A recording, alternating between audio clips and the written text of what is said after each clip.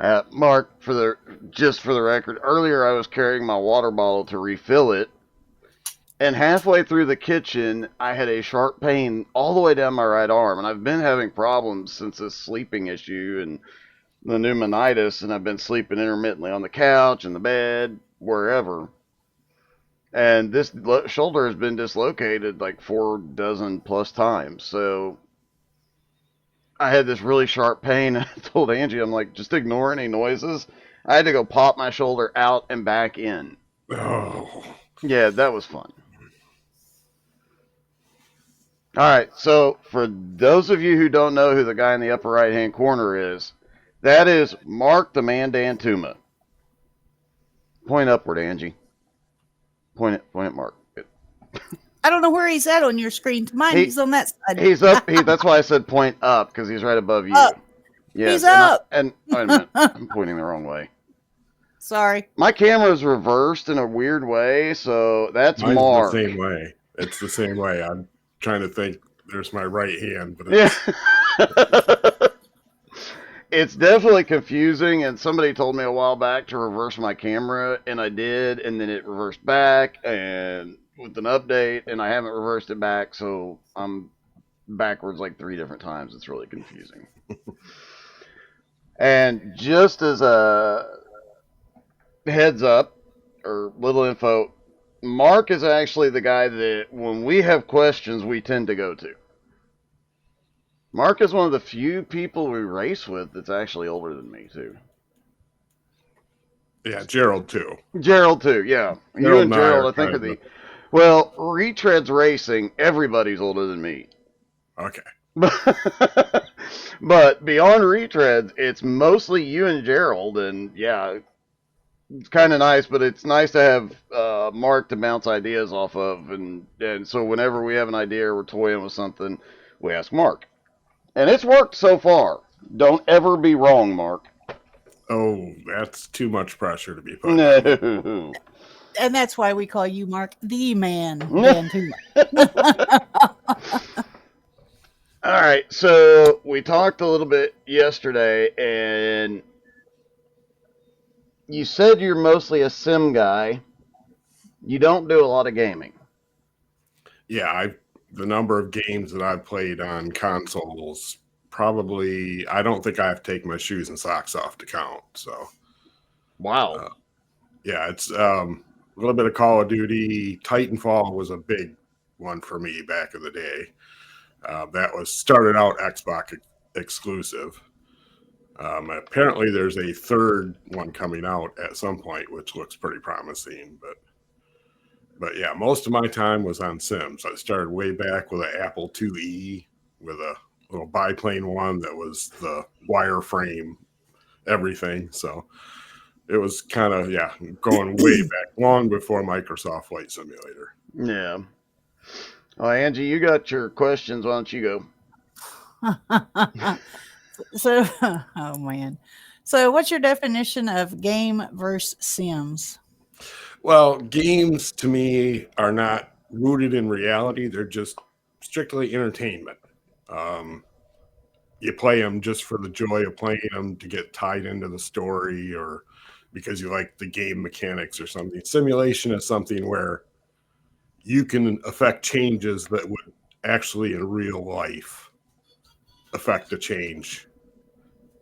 So it's kind of simulation versus game. It's that's why I like iRacing. You can make a spring change and know what the car is going to do, because it's the same thing that happened with a real race car before. Speaking of, correct me if I'm wrong, but don't you work on a real race team, like a late model team?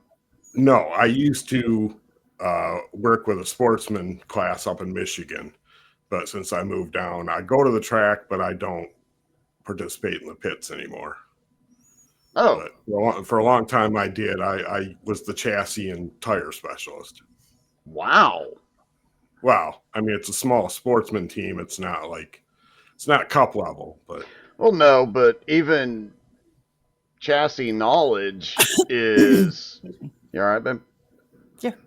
Even just a little bit of chassis knowledge is more than most folks will ever have. I mean, it's, and then the tires are a whole nother beast in and of themselves. Of course, with a small team like that, you're probably don't have 10 different sets of tires hanging around, but just to No, have any basic knowledge of chassis and tire is really kind of impressive. Yeah, it's my uncle has been in racing for decades, 5 decades at least or more. That's why I carry the 57. That was his team number. And so I just kind of, I grew up at the racetrack. There's the legend is that when I was 5 years old, we were at the local short track, Berlin, and my parents were sitting there, and I was apparently standing in between them, had fallen asleep standing up because of the sound of the race cars putting me to sleep. So that's kind of the legend what started it all. Well, see, Angie, I'm not the only one. Yeah, I get it. The Okay. races we had races here last night by the house where the track's at, and he told me, he said, that's just a beautiful sound. And I said, I guess if you like it. It's a little loud. It's a little loud for me trying to sleep, but it didn't bother Doug at all. He was out shortly. Well, it is worth noting the track is like less than a mile away as the crow flies. I've never been able to figure out how far it is, but I think it's like a mile and a half by road. Right at a mile and a half, mile and 3/4, something like that. It's not that far. You could hear them well last night. Yeah, especially when they got to the final races, the bigger cars, and I don't remember what they were running, but oh my God, they were loud, rumbling the house, and I was like, oh yeah, I'm gonna doze off now. In fact, that last TV show we watched, I was kind of yeah, guaranteed racing engines or thunderstorms that'll put me to sleep every time. Yeah, unfortunately, thunderstorms used to do it for me. Now they just keep me up. So yeah. So Mark, what's your favorite sim? I would have to say iRacing. I'm probably over the top on that. Second would be DCS. I love Digital Combat Simulator. Mainly because you get to fly all the cool jets. Yeah. I tried, but I get really dizzy. Yeah, I'm gonna have to get her a World War II plane or something on there and see if maybe I think I was thinking about getting her the A4 later this year when it goes back on sale, because Vietnam era jet should be, it's a little slower, but it can still maneuver it, and it probably won't make her sick. But flying an F-18, she would she was trying to strafe some stuff on the ground one day, and she got it strafed, she went back up, flew way up in the air, turned back around, came back, relined up to go back in, but she came in from too high of an angle and kind of started spinning as she did, and she started getting nauseous as she was trying to shoot. Yeah. Can't do it. Maybe try maybe the 109, BF 109. The reason for that is that it's a World War II prop plane, but it kind of has limited visibility, so that might take away some of those visual cues that would get you upset or upset your stomach and get you sick. Well, I know even playing ATS sometimes, if the game's glitchy or the screen kind of is weird, I get kind of dizzy every once in a while. I've had to pull over even in the truck because I'm like, oh, I gotta stop. She is playing on a TV, and I'm beginning to wonder if we need to get her some big monitor, like a widescreen monitor or something that might be a little bit better for her. Yeah, maybe that refresh rate's not queuing with it, because TV is typically a little slower on the refresh. So that's a good point. I might be able to turn that refresh rate up. I'll check it later. Hey, make a note of that since you have my clipboard. Make a note of what? To check your TV's refresh rate.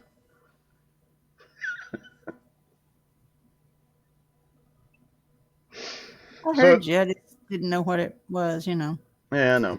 Do you play any other flight sims? Microsoft Flight Simulator, obviously. Although I only use the 2020 version, I haven't upgraded to the 2024. Just waiting for them to get the bugs out of the way.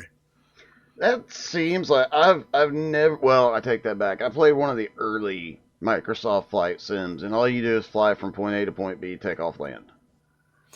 Yeah, you can also do the virtual airline trick where you basically sign up, fly airline flights, so you can do different hops into different places.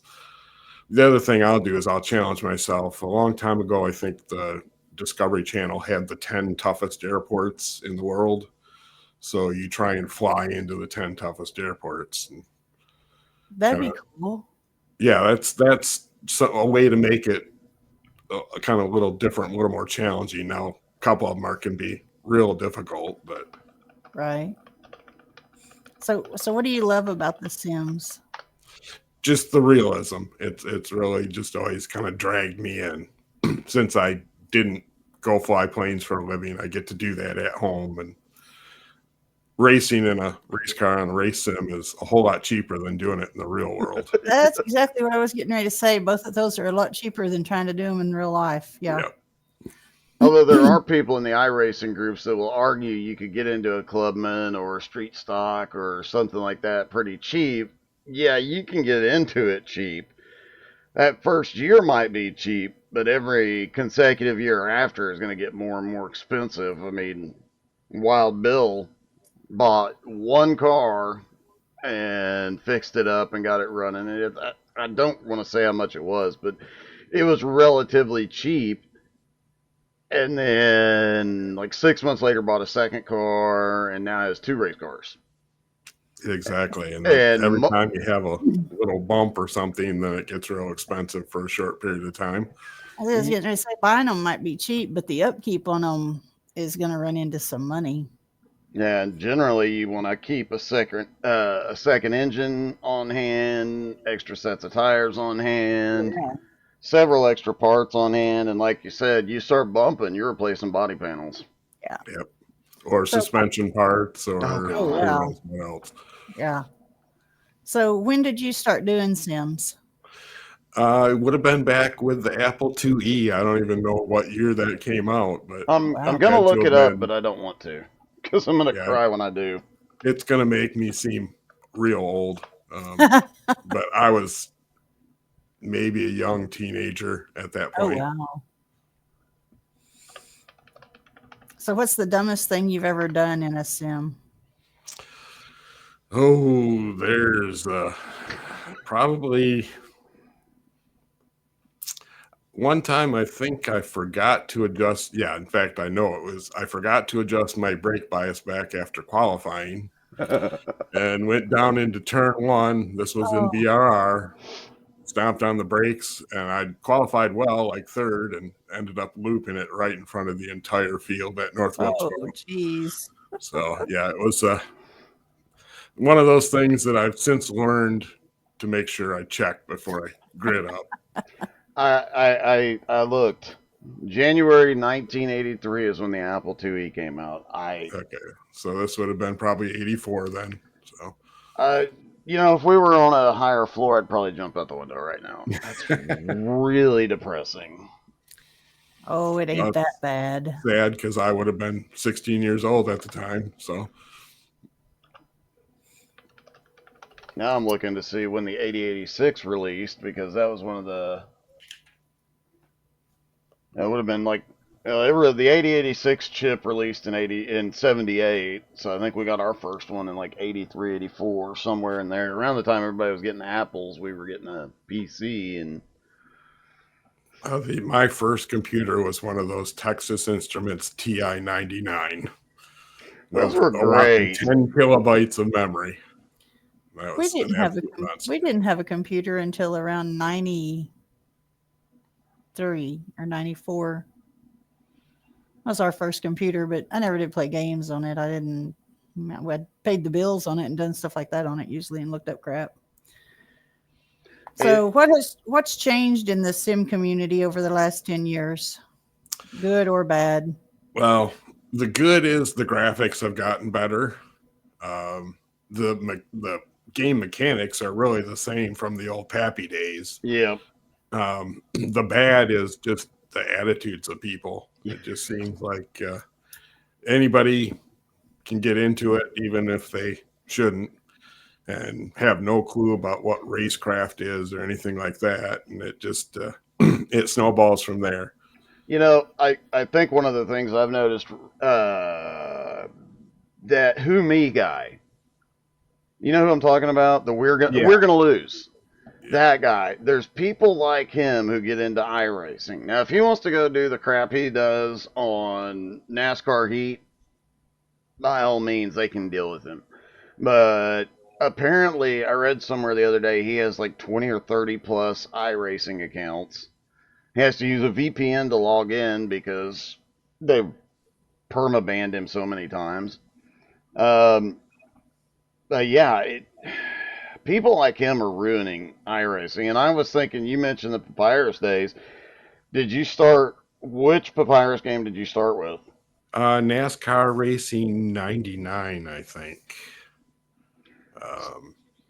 So it was pre the, I think it was actually pre Pappy even maybe, but Uh, Sierra games at the time. I think the first NASCAR racing Papyrus game came out in '95. Okay. Two came out in either '97 or '98 because that's where I started. And then it was 3, 4, 2002, 2003. And I was thinking back about this last night. Back in the Papyrus days, I'm sure you've seen the Le Mans crap from last weekend. That Yes. team that never would have happened back in the Papyrus days. No, I mean, it just wouldn't happen. Nobody would do it because everybody respected each other. There wasn't intentional wrecking, or if it was, you weren't racing anymore. Your name got around quick, and you were out. Mm-hmm. It was Yeah, much it's nicer and more respectful back then. definitely. And people seem to actually understand the racecraft involved. So they actually, when they were out there racing, they were thinking about what they were doing instead of just sending it in the corner 3 wide and just, I've seen people comment that all you have to do on iRacing is click to get into the race. Is click that button that says you have read and agreed to the driver's manual. A lot of people have said there should be like some basic classes or basic online. You have to complete these courses and then you can go race. And just basic racecraft, basic driving, basic getting on and off pit road, the absolute most basic stuff. If you already know how to do it, you're going to be done quickly. And if you don't know how to do it, then you'll learn. I agree with that. That way, that would have taught me a lot more when I started because I didn't have a clue. yeah, Thank you. they don't teach you, they don't make you learn any of that. And if you don't come from a Right. racing background, because when you race at a real track, if you do stupid stuff like that, there's going to be a fight after the race. It's the way it is. Kids these days have no idea what it's like to have someone come and whoop their butt because they're No, they don't. No, and kids these days don't have any. No, people just don't have the respect that they used to have. exactly. Yeah, that's a huge problem. I mean, worldwide. I mean, just in every interaction. But I've had people, and I've talked about this a couple times recently. But I had that troll that kept showing up, and I think I hurt his feelings because everything he said I just agreed with him. He made his first comment was, "You're bald." I'm like, "Yes, I know. I've been going bald since I was 16. I mean, dude, I know.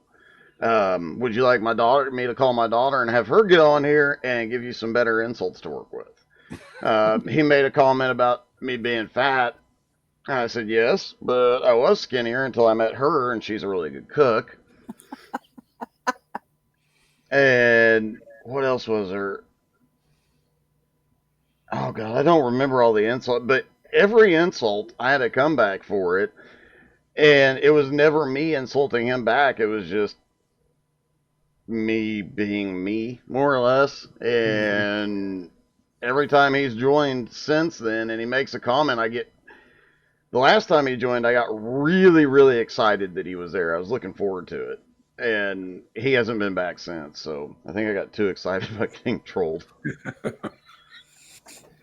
So, Mark, what do you think the most underrated sim is? Underrated? Mm-hmm. Ooh. Boy, I would have to, I'd have to say DCS just because people don't understand the complexity of it and the fact that it makes you learn just like a real pilot. Yeah. Microsoft Flight Simulator's always had, it's a table and graph physics as opposed to real world. So the plane doesn't exactly fly the way a real plane flies. With DCS, the winds aloft affect the flight of the aircraft. It's everything. It's just more complex, but people just think it's a battle sim.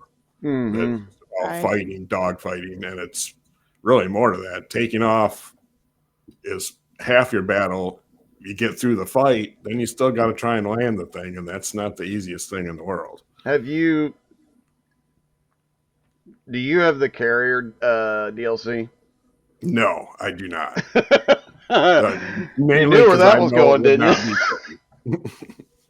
I have had a successful carrier landing, and I put successful in air quotes because I caught, but the jet was essentially useless. I was too low when I caught, and it smacked the front end on the carrier deck. And yes, I landed, but I didn't really land. I've crashed a few times. Does that count? Yes. Definitely. Are you on the ground? Then I'm on the ground. Yeah. we'll I count might it. have been in some I trees, can but I was usually end there. up on the ground every time. It's just I have to bail out of the aircraft to do it.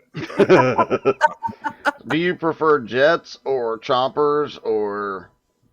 I like the World War II planes. I like the Mustang, the 109. Now the Corsair's out, the F4U. So I haven't picked that one up yet, but I will. I kind of I really wanted to get into the World War II stuff after trying like the F-18, and realizing in some ways the F-18 is super complicated, and in other ways it's really simple. But taking off, landing, and especially trying to get your radar working is a nightmare in that jet. And I keep saying I'm going to go ahead and get some World War II stuff and give it a whirl. And then I realized I ran out of space on my DCS drive. Oh, So no more add-ons until I get that upgraded. I was getting ready to say, I'm guessing that means there's an upgrade coming. Well, you know. Yeah, I know. So Mark, if you could get into a car, jet, or a sim vehicle for a day in real life, what would you choose? a Raptor. F-22 Raptor, without a doubt. Really? An aircraft that can defy, it basically gives the middle finger to gravity That's true. on a regular basis. It just, I get to fly it in DCS, so that's kind of fun, but it would be even more spectacular sitting behind the stick and throttles. Right. Have you ever been to one of the driving schools at the track where you get to drive around the track in a real older cup No, car? but I've driven real race cars at the track though. But again, sportsman cars at Berlin Raceway up in Michigan. So I've actually been behind the wheel in a competitive environment. So See, I'd love to do like the Richard Petty experience at Daytona or something, but I would go with any driving school other than Petty. From what I've been told, they have. Or no. I'm sorry. I think it's Rusty Wallace that has a really poor safety record.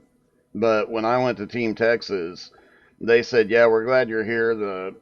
This one isn't as safe. They have a Team Texas has a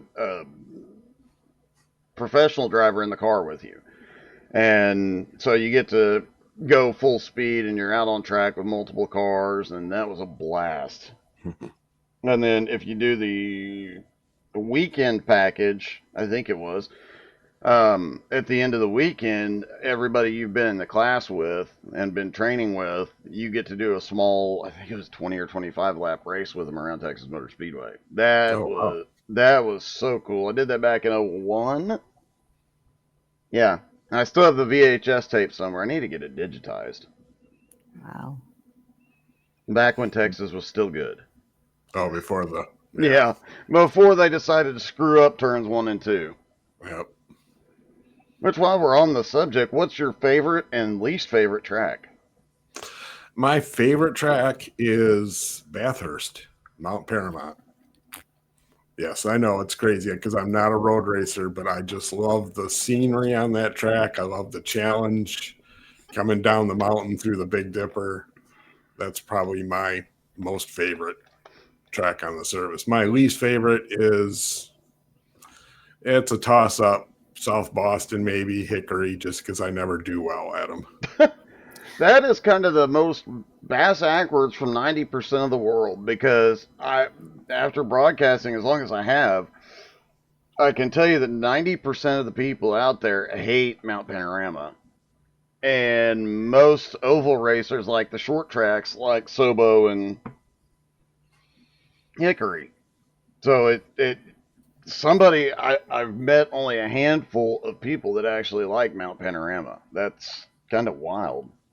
To me, it's the scenery that kind of draws me in.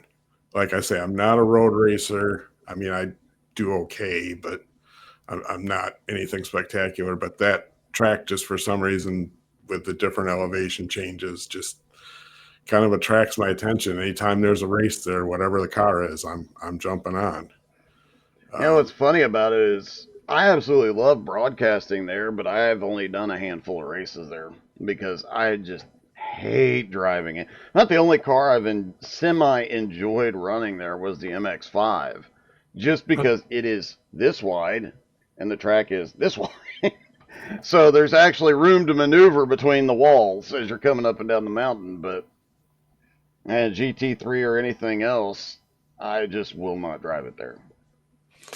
To me, it's kind of weird because we ran the Chicago street circuit a few weeks ago, and I love that track, but I'm not, it's not something I go out of my way to run. It's just, it seems like the tracks that I enjoy are road courses, even though I'm not good at it. And the tracks I don't enjoy are the shorter ovals, and I'm an oval guy. It's funny you mention that because I am terrible at road racing.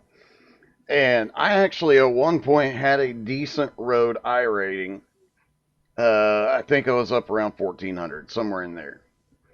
And then one of my favorite tracks in every other game was Long Beach. So when it came out, the same week as the Lambo came out, I was like, oh yeah.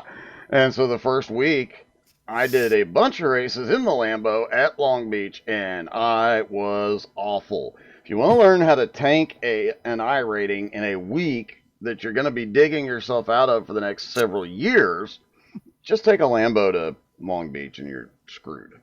Yep. Or have me drive a Lambo at Long Beach for you. It was just not good. I do not like the Chicago street circuit at all. A lot of people don't. Now that it's been taken off the NASCAR circuit, what are your thoughts? Well, I'd like to see the racing go back to Road America. I don't know why they took it away in the first place. I know it's a road course again, an enjoyable road course for me. Well, yeah, you have been very successful at both Chicago Street and Road America. Yeah, my first BRR win was Road America in the Cup car. That's right, it was, wasn't it? Back in the Gen 6, yeah. Wow. And then, yeah, obviously I got lucky a couple of weeks ago at the street circuit when Richie had a problem. So, well, but yeah, I don't know. Richie had multiple problems later in that race. That problem with his pedals was a huge setback, but it would have been awesome to see you, him, and Jeff Oakes battling it out, the three of you, because, man, Jeff was early on, he lost some ground to you. Then he ran you down and then had a problem coming out of one turn and lost you again. But when he was on your bumper, man, it was exciting. He kept peaking and peaking and peaking. Yeah, he had some damage from that turn one incident with Richie, and I think that is what hurt him. He couldn't brake the way he wanted to, but he was faster than me. Have you ever paid attention to Jeff's driving style on road courses? Yeah, I don't understand how he keeps rear wheels on the car because it's a drift competition every other turn. It is. And he just smoked us at Sonoma and was doing it, and I'd burn the rears off that thing in like 2 laps, and he just drove away. I think it was last season. It was some point in 2024 when he ran at Coda, and it was the full course. I spent like an entire lap just watching him because he drifted at every single corner, and he come out of that last corner almost completely sideways onto the front straightaway, and then straighten up and go. And I'm like, how's he doing this? If any of you guys at home haven't seen that, go look up. It was Home Motorsports Circuit of the America in 2024. I think it was late in 2024. Dude, that was wild. See, Coda, they could dig that up and make a golf course. I wouldn't be happy with that. So, What else you got, baby? I don't have any more questions for Demand. Okay, well, now we can just shoot the breeze. We're finished with the questions. So, not off the list, do you have any questions, comments, or anything? Like, I don't know, when is he going to come trucking with you? So, Mark. How's that bus feel, Mark? I do have to get doing that. I have the game on my system. I just don't know why I haven't. I always have something going on, or I'm grabbing dinner after the race right before it. Right. Do you ever play the game, though? Do you play ATS? I've run it a couple of times. The problem is that I'm a real world truck driver, so it kind of ruins it because I follow the laws and the speed limits and things, and apparently y'all don't do that. So. Oh, no wonder you don't drive with us. You keep up. We could try to do it. Yeah, it's boring the way I drive. Believe me, it's boring. That lasts all of 5 minutes when you drive. When Jeremy drives, he does follow the rules. He because he streams on Saturday and Sunday evenings, and he does follow all of the laws. He stops at the stoplights. He stays in the lane, and I'm just like, what?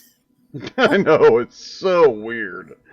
And then I was making a short last night of him doing his weaving thing. You know, from ditch to median and back. Well, every time we drive, you know, he always, when we get close to the place, he's like, me first.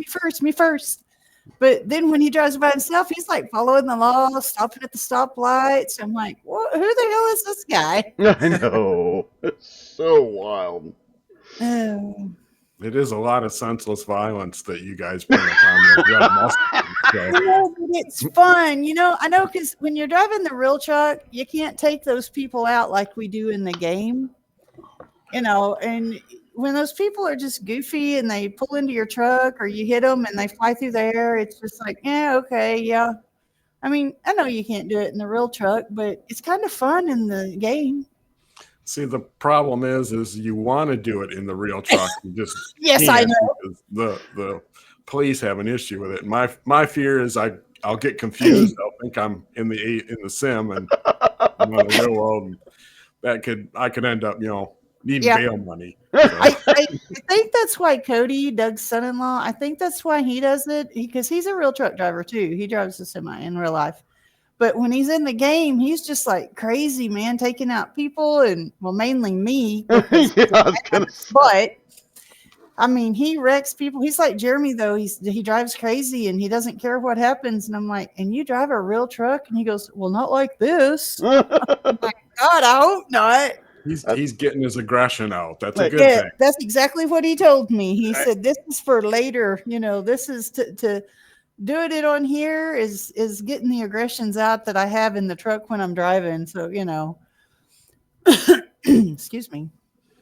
I don't know. It's a fun game. I like it. Sometimes I kind of get bored with it.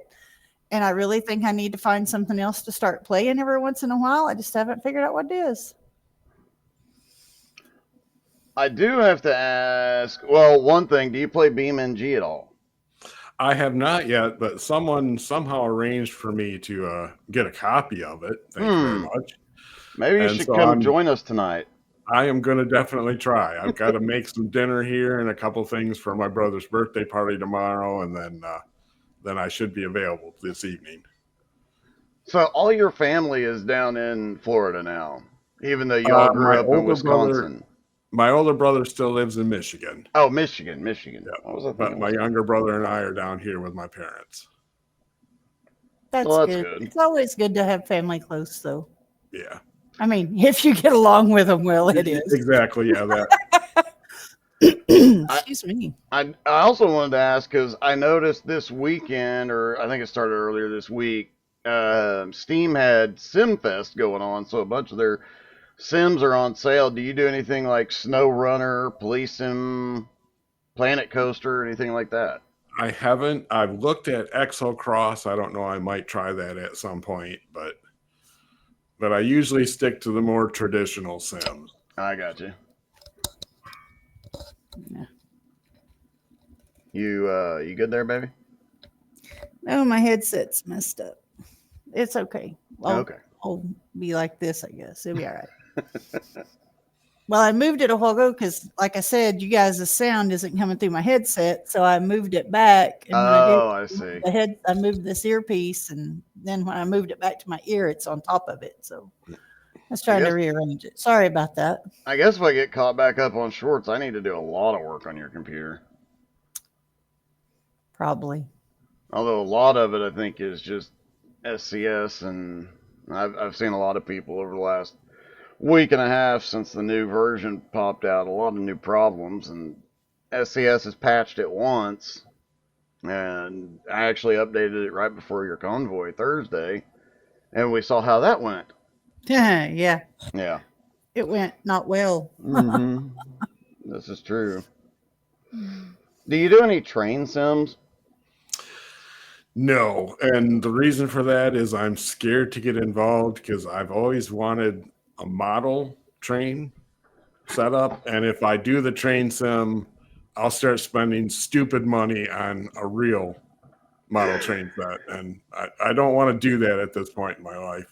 Angie and I think it was 2 summers ago, we went to Little Rock and then we went to Harrison. And on the way up to Harrison, we stopped in this little town because we found out they had a miniature train museum. Yes, miniature train museum. Thank you. And I have always wanted a miniature train set.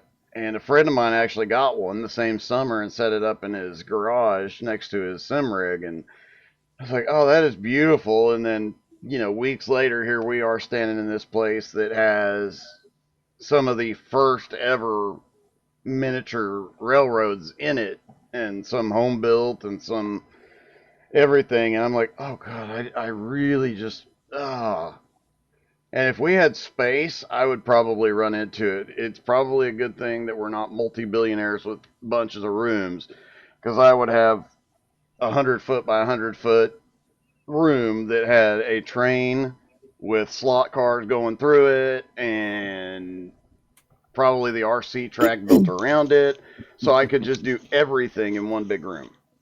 I sent you a link to the website, Mark. Okay. Well, it's a family-owned deal, and the guy that ran it, his dad and grandpa, I believe he said, had actually built some of the train cars by hand. Oh, wow. Yeah, they had built some of the stuff, and I was just like, I was amazed. I was just like, well, this is so awesome. But it's just a small little building, and it was really cool. Yeah, it looks small from the outside, but it's packed. It's 2 stories tall, and there is a train going everywhere. If you're not walking in an area, then there's a train there. Yeah. And he turned them all on while we were there. In fact, upstairs, they have a train that loops in and out of all the tracks and all the way around the entire top floor, and it was just amazing. It's cool. And the train museum in Enid was pretty nice too. I really enjoyed it.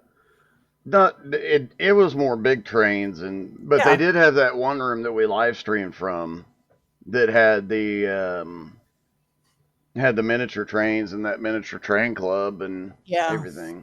Yeah, they had a lot of stuff. And those guys are really cool. I like trains. I've always liked trains.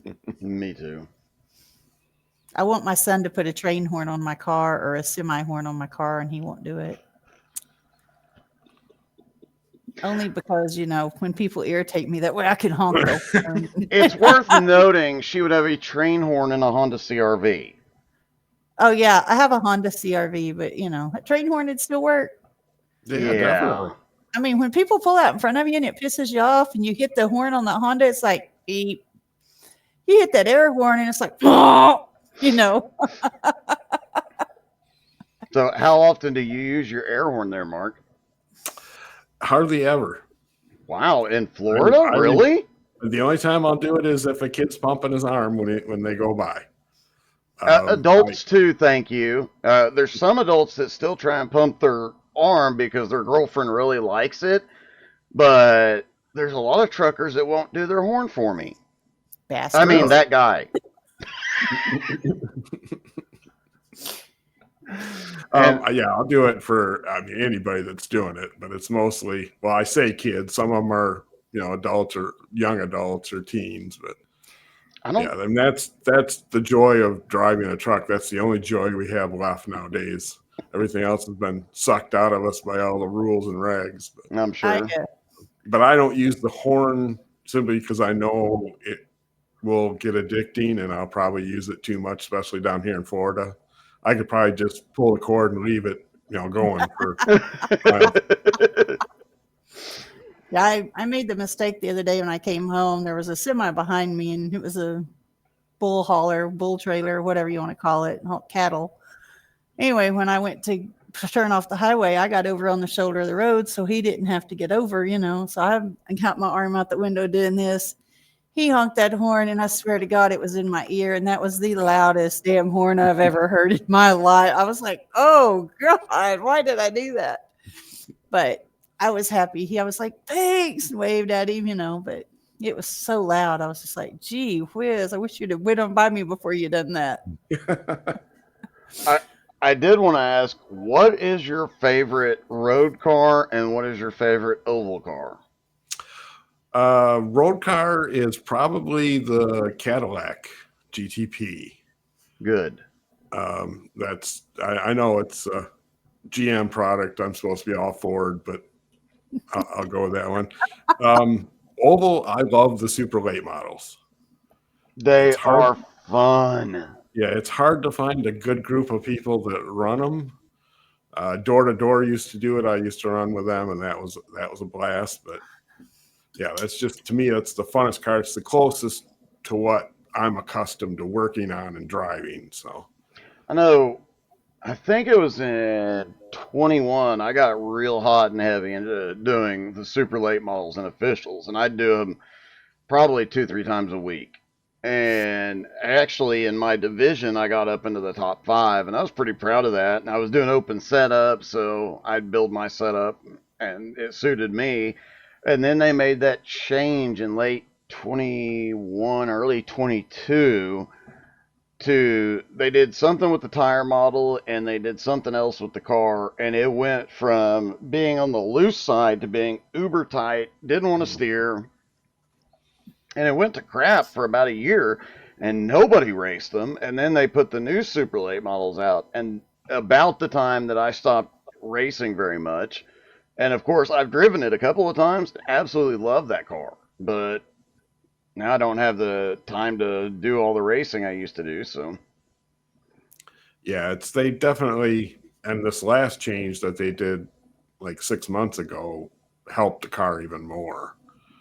Really? I haven't tested. They're starting to get them more free, so you can run them a little better. In the fixed setups, obviously open setup, you set it up however you like to drive.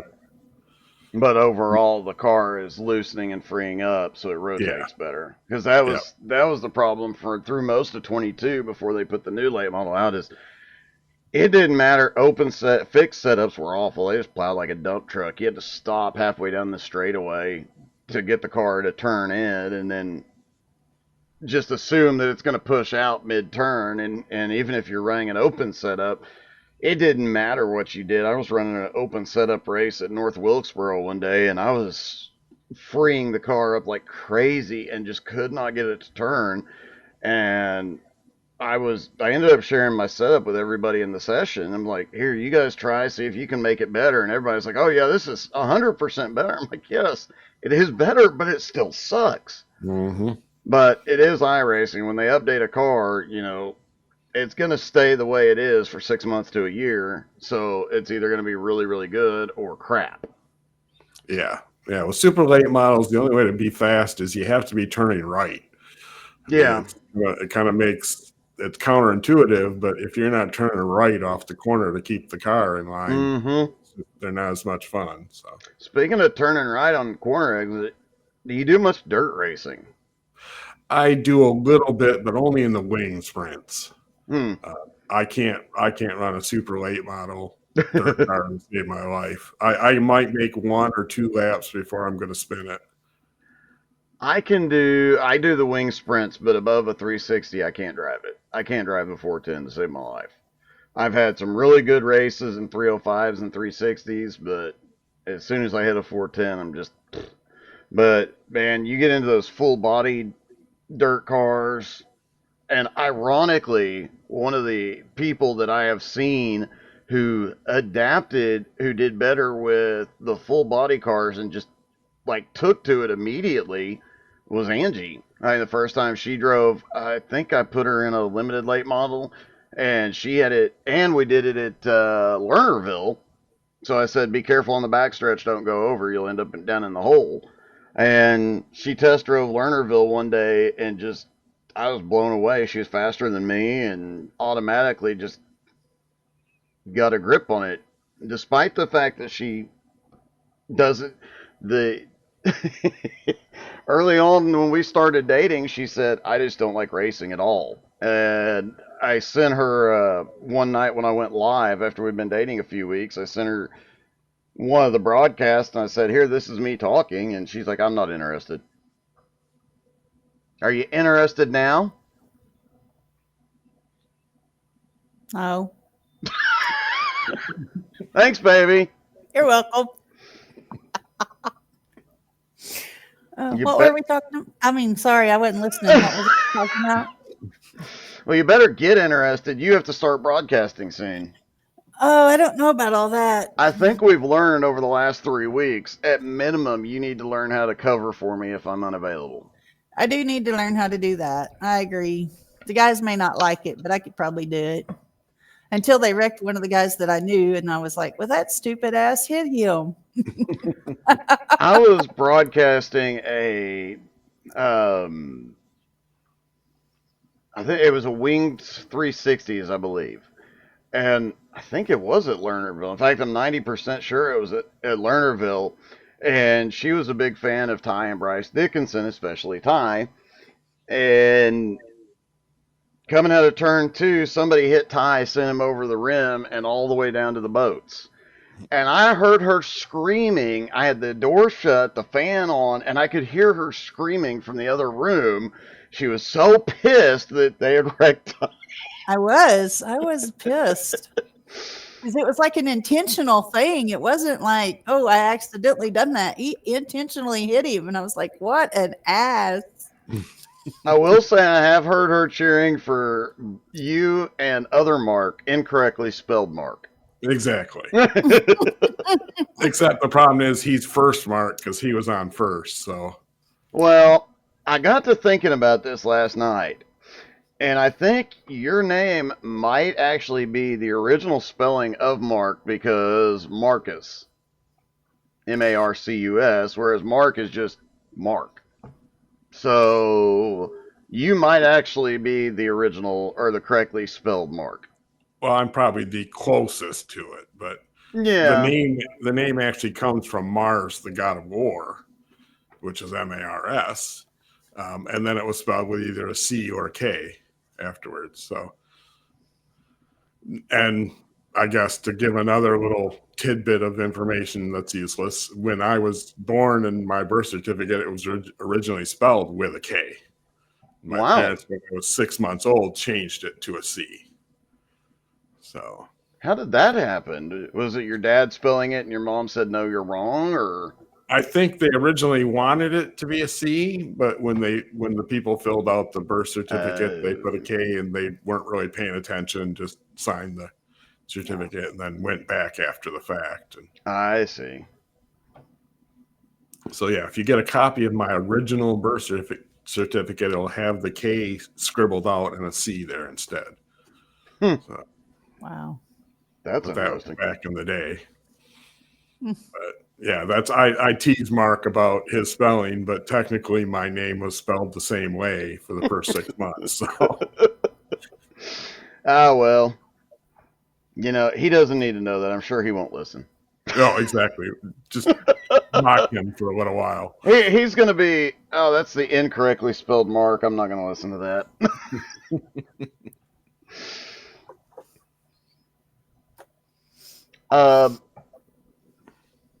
What is?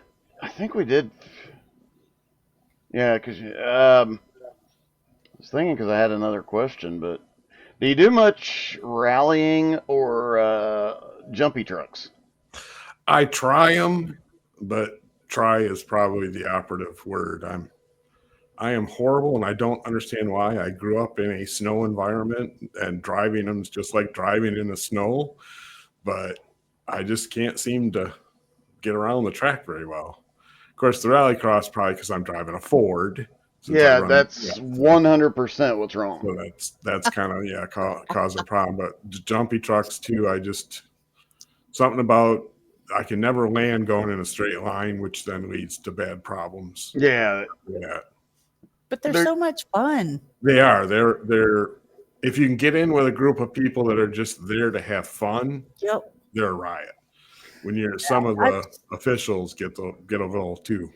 Yeah, I wouldn't be gutsy enough to drive in one of the officials. I just drive it and play, and I'm just like, this is awesome. This is so cool. But yeah, I'd never try to race. I mean, babe, we're doing BeamNG tonight, and they have jumpy trucks. I didn't know that, but I have to check it out. I don't see it on my screen. Do I have it? Yes. Oh, I don't see it. I think it's on the bottom left of your main screen, but I could be wrong. Well, my screen's really big, so I can't see stuff. It's on the side of it. It says something dark, but I can't see it. I'll show you later. But yeah, if you want to join in tonight, you're welcome, and you can drive a jumpy truck. Ooh. That's all I got to tell her is jumpy truck. Which reminds me, I need to change the map over before we start tonight. But now everybody knows what you're going to do tonight. But see, this will not release till Monday. Oh, that's true. Mark will know what you're going to do tonight. Exactly. I'm getting the inside scoop.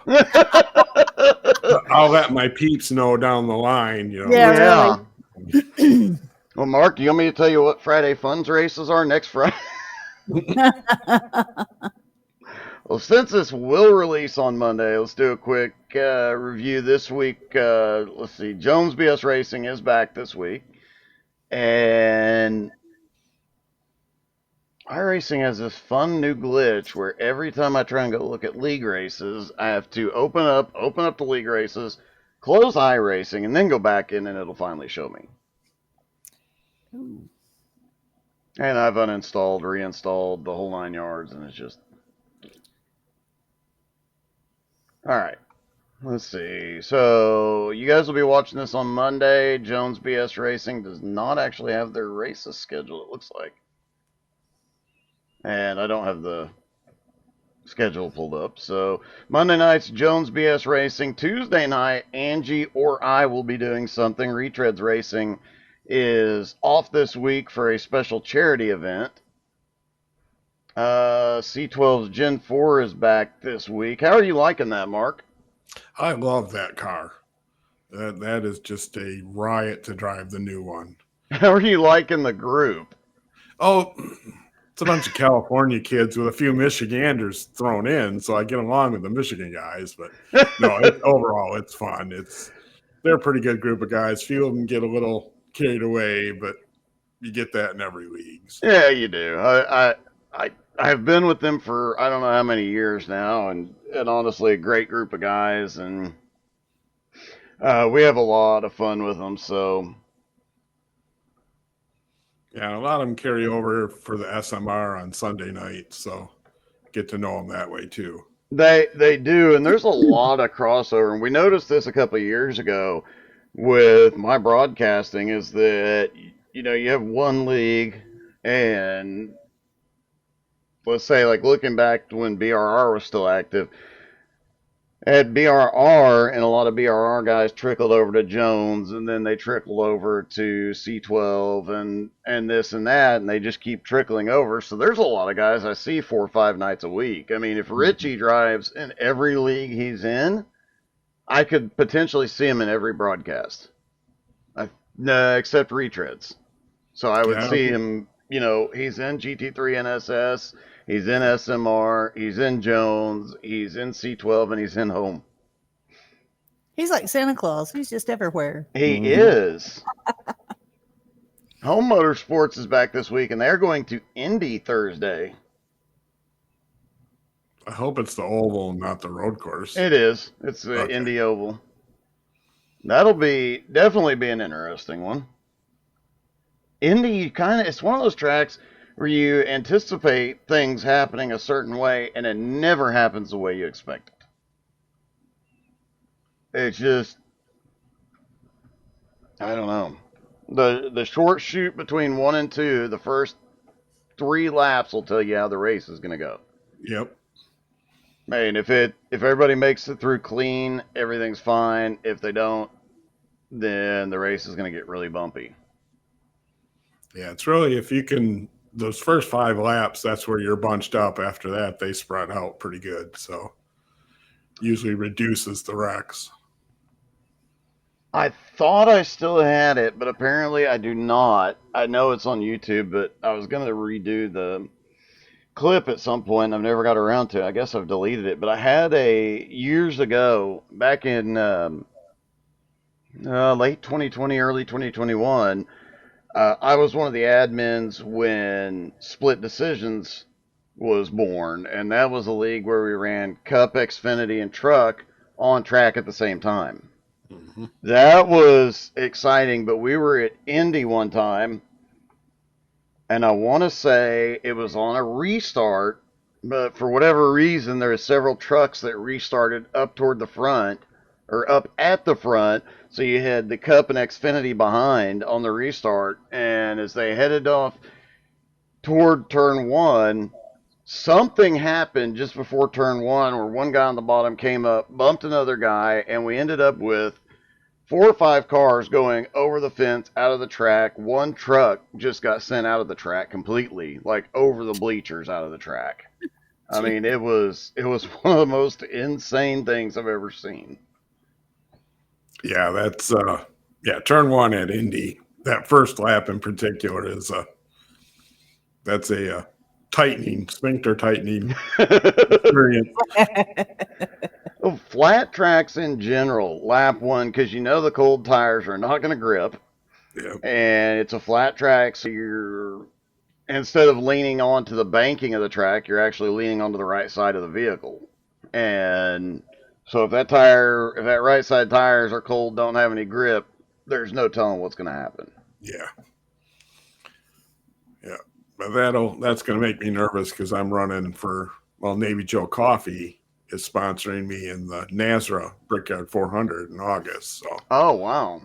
So Nazra's open setup, ain't it? Yeah. No, it's actually, this is a fixed special event. Oh, wow. So we're running the fixed setup, which actually, based on testing, is not bad to start. That setup builds loose, which might make for better racing. Well, it'll definitely make for better racing, but it'll make for a very scary first 2 laps. Yes. But then lap 7 or 8, the fear factor is going to come back in because that back end's going to start sliding off the corner. Mm-hmm. How do you feel about? Well, you've been pretty successful at flat tracks, haven't you? Yeah, I do pretty decent there. So New Hampshire, I do all right. You people that are good at flat tracks annoy me. I just want you to know that. It's really about braking. That's the key. I know it. There was a funny thing back in the Papyrus days where I was running for a championship in one of the leagues I was in. I ended up losing by 1 point. Still pisses me off to this day. But we finished the season at Phoenix, and a friend of mine, and there was another flat track. The final 3 races, there were 2 flat tracks, Phoenix and one other. So a friend of mine was teaching me, and he said, well, here, I'm going to give you my setup because nobody else is doing this, but it works really, really well on flat tracks, and you basically reverse the setup. So you have higher tire pressures on the left side than the right side. The left side's kind of lifted up, the right side's kind of lower. You put the weight on the right side, and it leans it on, and as long as you're careful, it actually is better for the tires, and you get better rotation through the corner. And he explained to me why it worked, but that was 20 years ago, so I couldn't tell you. But it was definitely cool, and those 2 races I did fairly well. I got top 5s, and I don't think I won either one of them, but I got top 5s in both of them. But the guy I was racing with, I think at Phoenix, he beat me, or he finished 1 spot behind me because I was not letting him pass. That car was really wide. So that's going to have to be my strategy Thursday. Jeff and I are 1 point apart, and I can't let him in front of me. Oh, wow. So I'm going to have to do a bonsai for my for the pole, try and get the pole and keep him behind me. I'm trying to remember how Jeff does on flat tracks. I mean, based on his road racing, flat track is not going to phase him, but I was trying to think how he's done historically on we flat ran track. New Hampshire in the trucks last week, and he did well there. So I'm guessing he's pretty darn good at it. Yeah. You know what you should do? Since you know Cody Burke now, have Cody Burke drive for you Thursday night. Give him your login and say, Cody, I need to win this race. Guaranteed W. Yep. Oh, God, yeah. Man, that'd be something. I've told Cody a couple of times, I'm going to have you, if I do any special races or anything, I'm just going to have you do it. I've joked around about having him get my iRating back up for road courses, but I just don't have enough time to race nowadays. I'm hoping over the next few weeks, we got behind on YouTube shorts due to me being sick, so I'm hoping I get enough of them done today or tomorrow or Monday that I'm actually several days ahead. Then maybe I can get my rig fixed and get back to racing because somebody messed up my pedals, my button box, my everything. That's because somebody wanted her to convoy and her computer was messed up. So blame it on the IT guy. Oh, why does everything get blamed on the IT guy? You realize you're going to get a lot of hate for that comment, by the way. Yeah, well, it don't matter. It'll be all right. You're lucky I love you so much. I tried it on mine and it just would not work. I know. And the difference being, part of it was my legs. I have a 36-inch inseam. She doesn't. Yeah, I had to move his pedals on his base up closer to me, and then I wound up moving them about too close. But yeah, I kind of messed it up. Yeah. I tried to fix it, but it didn't work well.